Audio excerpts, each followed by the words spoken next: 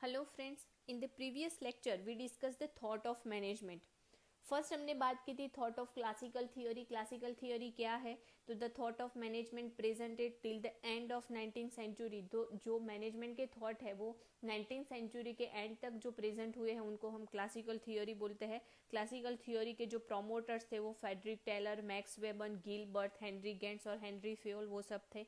इसमें हमने बात की थी कि जो फ्रेडरिक टेलर का कंट्रीब्यूशन है वो बहुत ही इंपॉर्टेंट है, क्योंकि उन्होंने वो टाइम पे साइंटिफिक मैनेजमेंट का कंसेप्ट प्रेजेंट किया था। उनके बाद हमने बात की थी कि हेनरी फेयोल का कंट्रीब्यूशन भी क्लासिकल थियोरी में बहुत ही इंपॉर्टेंट था, क्योंकि उन्होंने मैनेजमेंट के जो जनरल प्रिंसिपल है वो प्रेजेंट किया था। के साथ हमने बात की थी कि क्लासिकल थियोरी की थोड़ी बहुत लिमिटेशन थी और वो लिमिटेशन को रिमूव करने के लिए एक नई थियोरी और नया कंसेप्ट प्रेजेंट हुआ और उनको हम thought of neo classical theory बोलते हैं। और वो टाइम पे नियो क्लासिकल थियोरी में एल्टन मेयो ने अपनी जो हार्थन थियोरी थी उनके हिसाब से उन्होंने first time behaviour oriented thought present किया था, और इसीलिए नियो क्लासिकल थियोरी के जो प्रमोटर्स है वो एल्टन मेयो है। उन्होंने उनके साथ साथ informal organisation, human behaviour, human relations, inspiration, वो सब चीज़ों को भी ये थियोरी में इंक्लूड किया था। फिर हमने बात की थी thought of modern management at the after 1960 के बाद जो मैनेजमेंट का कंसेप्ट है उसमें थोड़ा चेंजेस आया, और वो टाइम पे हम मैनेजमेंट के साथ psychology, social studies, statistic, mathematics, computer and information technology वो सब भी मैनेजमेंट के साथ यूज करते थे, तो इसको हम मॉडर्न थियोरी बोलते थे। आज हमको बात करनी है Frederick Taylor's principle of scientific management. शुरुआत करते हैं हम।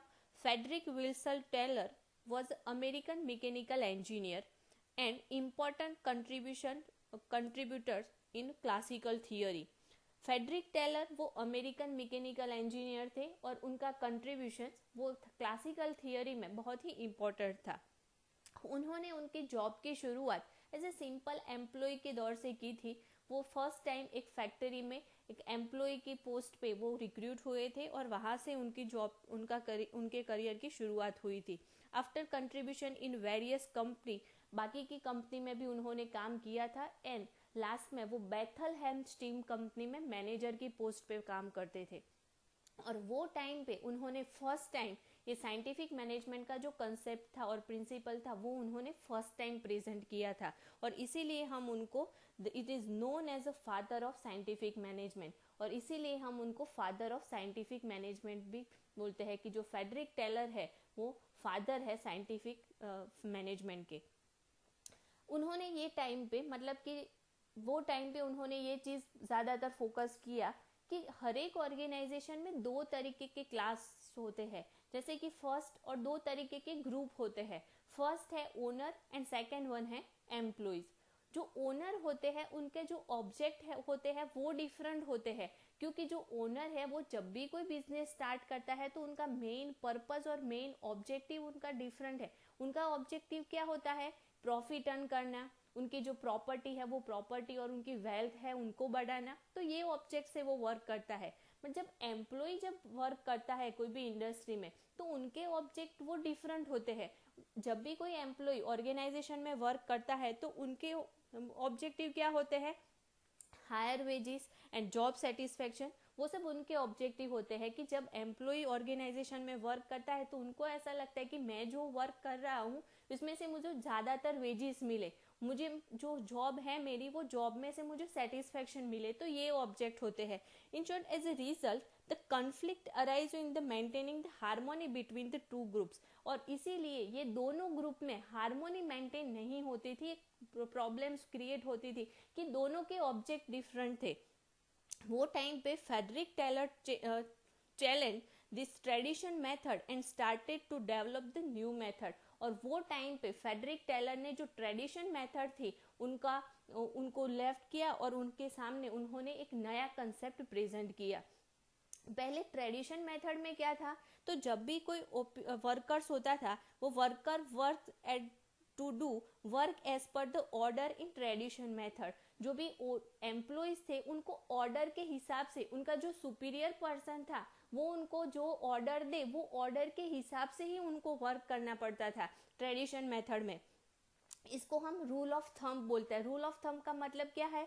तो रूल ऑफ थंब का मतलब ये है कि जब कोई भी एम्प्लॉइज अपना जो सुपीरियर है, वो सुपीरियर पर्सन जो भी ऑर्डर देता है, जो भी इंस्ट्रक्शन देता है, वो ऑर्डर और इंस्ट्रक्शन के हिसाब से ही उनको वर्क करना होता है, तो उनको हम रूल ऑफ थंब बोलते हैं।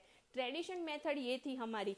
एम्प्लॉइज है, वो एम्प्लॉइज अपने हिसाब से कोई वर्क नहीं कर सकता था, और इसीलिए the dominance of owners is increase, और ओनर्स का जो डोमिनेंस था एम्प्लॉय पे वो बहुत ही बढ़ गया था। और वो टाइम पे फर्स्ट टाइम फ्रेडरिक टेलर ने ये साइंटिफिक मैनेजमेंट का कंसेप्ट प्रेजेंट किया। मीनिंग हम देखें साइंटिफिक मैनेजमेंट का मीनिंग क्या है, तो scientific management is a mental revolution on the part of particular unit of employees in a factory. It's a total mental revolution toward the task, duties, colleagues and owners.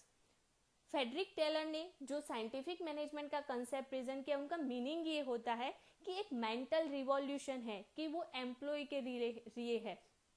Employee जो tradition method में जो work करते थे, tradition method में उनको जो उनका superior बताए वो ही वर्क उनको करना पड़ता था, वो अपने हिसाब से कुछ भी नहीं कर सकता था। तो उनके सामने ये साइंटिफिक मैनेजमेंट में फेडरिक टेलर ने ये दिया कि उनका एक मेंटली रिवॉल्यूशन हो। मेंटली रिवॉल्यूशन से क्या हो कि उनका जो भी टास्क है, वो जो ड्यूटी है, कलीग्स के साथ उनका क्या रिलेशंस है, एंड जो ओनर के साथ उनकी क्या रिस्पॉन्सिबिलिटी है, वो सभी चीज़ों के बारे में उनका मेंटली रिवॉल्यूशन हो, तो उसको हम साइंटिफिक मैनेजमेंट बोलते हैं।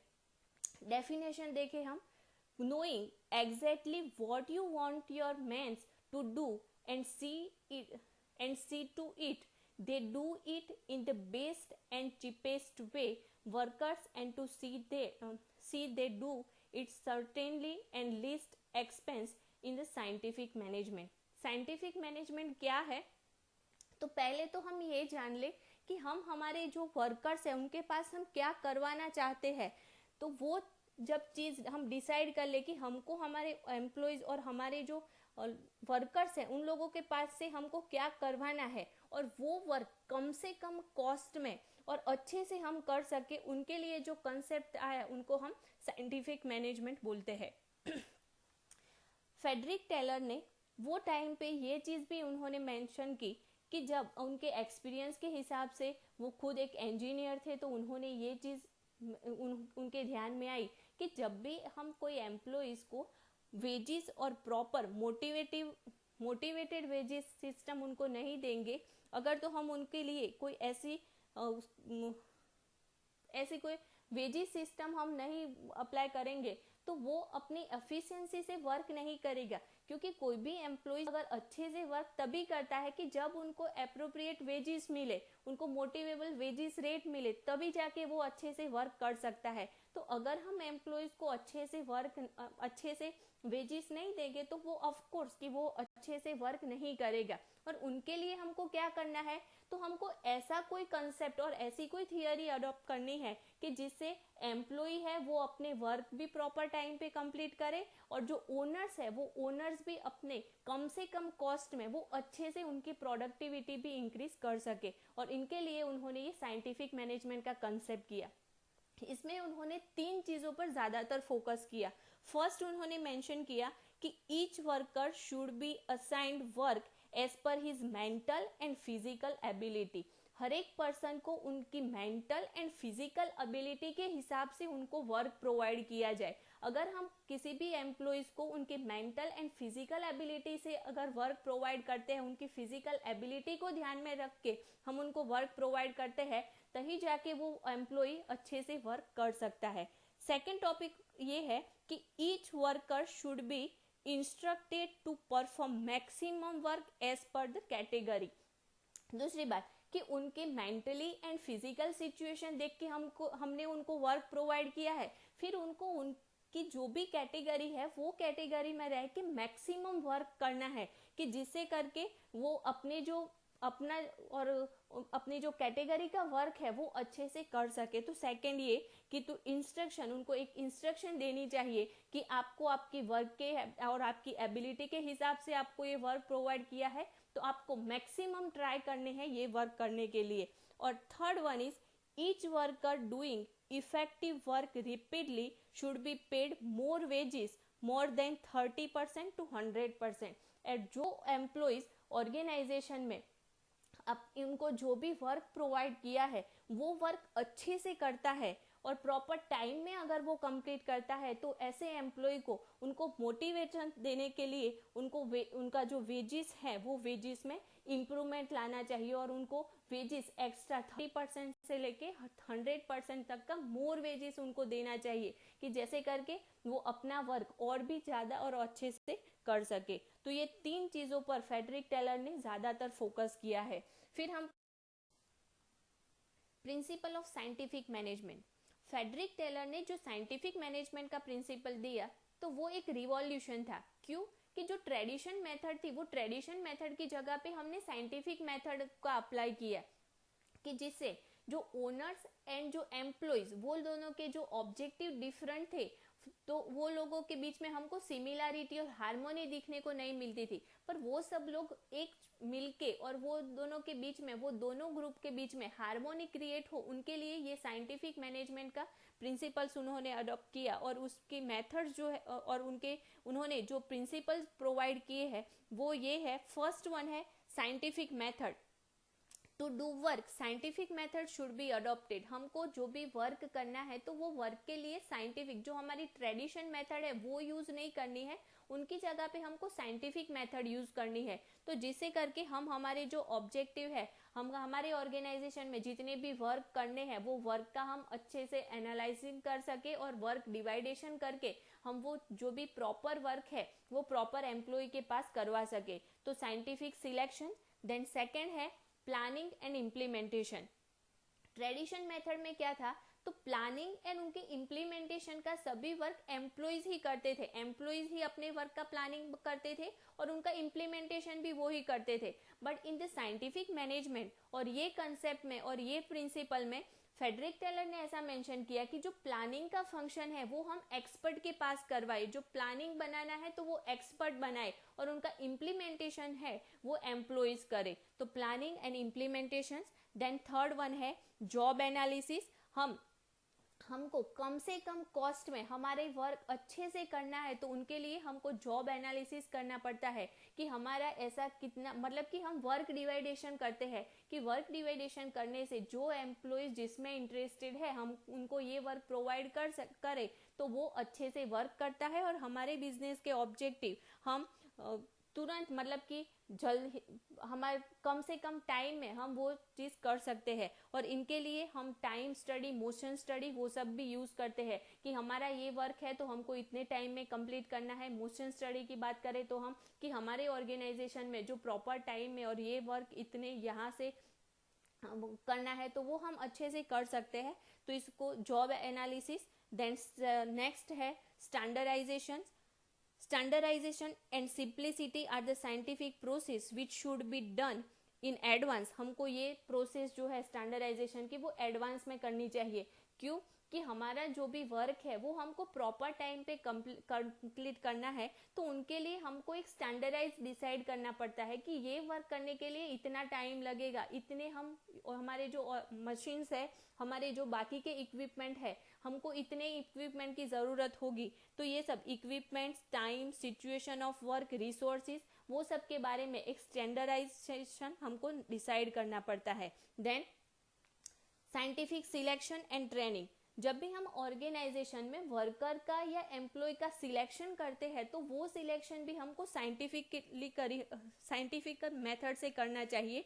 साइंटिफिकल मेथड से हमको जो एजुकेशन ऑफ एम्प्लॉयज के पास क्या एजुकेशन है, उनकी स्किल, उनके guts, scientific physical strength, training, वो सब चीजें ध्यान में रख के हमको एम्प्लॉय का सिलेक्शन करना चाहिए। साथ में जब हम ट्रेनिंग की बात करते हैं कि हमारे एम्प्लॉय है उनकी वर्क एफिशिएंसी बढ़ाने के लिए हम जब ट्रेनिंग देते हैं तो वो ट्रेनिंग भी साइंटिफिकली उनको देनी चाहिए कि जैसे करके उनकी जो वर्क एफिशिएंसी है वो इंक्रीज हो सके और वो अच्छे से हमारे ऑर्गेनाइजेशन में वर्क कर सके। Then financial motivations. हमारे ऑर्गेनाइजेशन में जो भी एम्प्लॉइज वर्क कर रहे हैं, जो स्किल्ड वर्कर है, उनको financial and other kind of motivation, उनको फिनेंशियल मोटिवेशन भी देना चाहिए and other kind of motivation, उनको फिनेंशियल मोटिवेशन के अलावा बाकी की भी ऐसी कोई चीज़ें हम उनको प्रोवाइड करें कि जिससे उनको मोटिवेशन मिले। अगर हम उनको ऐसे different kind of motivation wages schemes have to be recommended from that, और उनके लिए जो मोटिवेशन वेजेस रेट है उनको हम प्रोवाइड करें तो एम्प्लॉइज वो इंटरेस्ट लेके और अच्छे से ऑर्गेनाइजेशन में वर्क कर सकता है। देन इकोनॉमिकली हमको कोई भी वर्क करना है तो वो प्रॉपर कम से कम कॉस्ट में और उनकी प्रोडक्टिविटी बढ़नी चाहिए, उनको हम इकोनॉमिकली बोलते हैं। अगर मान लो कि कोई भी वर्क हमको करना है तो वो वर्क के लिए हमको ऐसा ट्राई करना चाहिए कि उनके लिए जो कॉस्ट प्राइस है वो कम से कम हो, और हमारी जो क्वालिटी है और हमारा जो प्रोडक्शन है वो हम अच्छे से प्रोडक्शन कर सके, और उनके लिए जो फंक्शंस होते हैं तो वो भी हमको बहुत ही ध्यान में रख के और वो हमको करना है। और इसीलिए हमको उनके लिए जो प्रॉपर टाइम पे हमको वर्क करना है, इकोनॉमिकली हमको हमारे ऑर्गेनाइजेशन के फंक्शंस करने हैं, तो वो भी साइंटिफिक मेथड में, और साइंटिफिक मेथड में ये चीज़ को भी इंक्लूड किया है। एंड लास्ट वन है mental revolution. There should be mental revolution from the achievement between the owners and workers.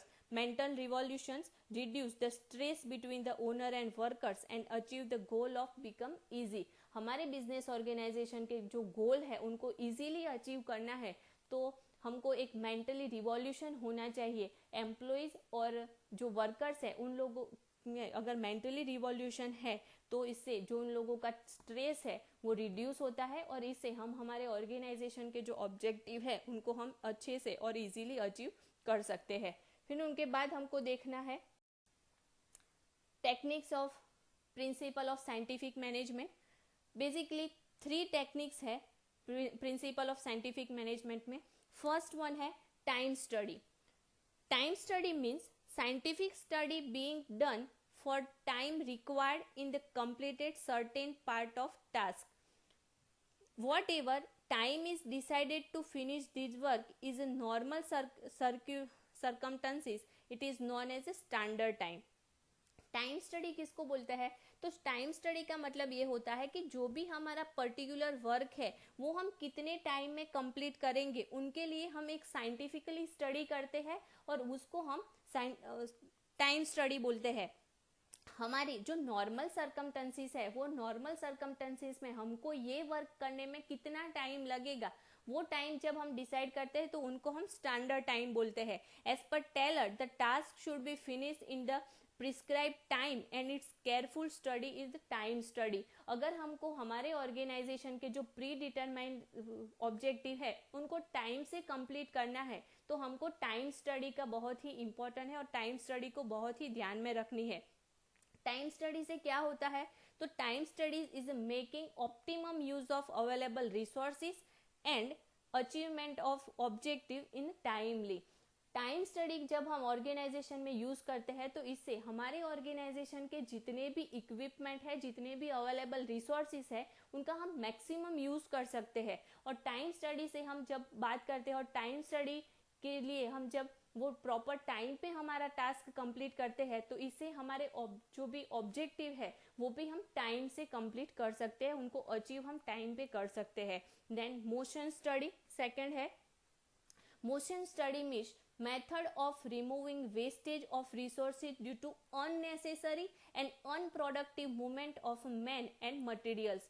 Wastage generated from the unproductive movements unnecessary. Motion study का मतलब क्या है? तो हमारे ऑर्गेनाइजेशन में जो अननेसेसरी मूवमेंट हो रही है मैन की या जो रिसोर्सेज की, तो उनको हम जो हमारी अनप्रोडक्टिव मूवमेंट है कि इससे हमारे ऑर्गेनाइजेशन में कोई बेनिफिट नहीं होने वाला है, वो अननेसेसरी मूवमेंट है, तो उनको रिमूव करने के लिए जो हम स्टडी करते हैं उनको हम मोशन स्टडी बोलते हैं। एंड मोशन स्टडी जब हम प्रॉपरली वो करते हैं तो इससे हमारे जो ऑर्गेनाइजेशन में workers can remove by the removing work process of removing and the productive can be increase. And the main object of motion study is to find out the method which result into minimum wastage of workers and its implementation. हमारे organisation के जो organisation में जितने भी workers हैं, जितने भी लोग वर्क कर रहे हैं, उनकी अननेसेसरी मूवमेंट को अगर हम रिमूव की जाए तो इससे क्या होता है कि हमारे जो एम्प्लॉय है उनका फोकस उनके वर्क पे ज़्यादा रहता है और वो प्रॉपर टाइम पे अपना वर्क अच्छे से कर सकता है. Then different wages rate study. Different wage rate study means give wages given through wage related motivation based on time of work to workers. Frederick Taylor's favored the motivation wages method. Each worker working in the factory have the different work efficiency, and it is considering that efficient workers should get more wages and workers having the less efficiency should get the lower wages.